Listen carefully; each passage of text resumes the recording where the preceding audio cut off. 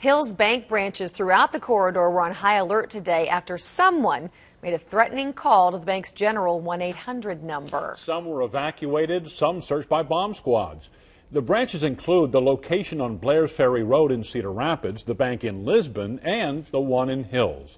That's where CBS 2 News reporter Brittany Borghi is live with more information. Brittany?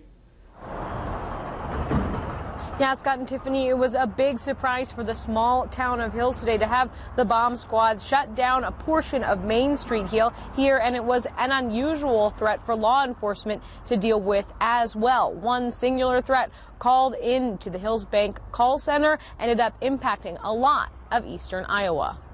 I looked out my window and I could see a lot of lights, so I came outside thinking there was an accident. But Dianna Strand was met by a police officer who told her to stay inside. She watched as the bomb squad and the canine unit searched the bank from her apartment window. I was worried for the kids at the school. I have 2 grandkids there. Like I said, as a parent, I was freaking out, literally, what do I do?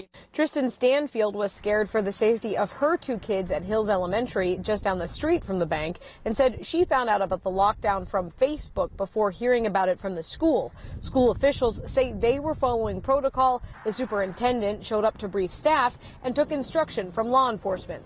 But the fact that the threat could have been for any branch in any city was a little confusing. If a person is calling in a threat at a specific bank, that's one thing, as opposed to just calling and threatening a bank.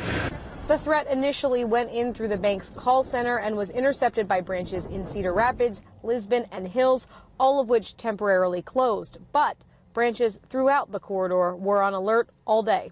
It's my understanding Hills Bank has 17 branches, so trying to pin down, what if we have a legitimate threat at one of the banks, that creates a problem.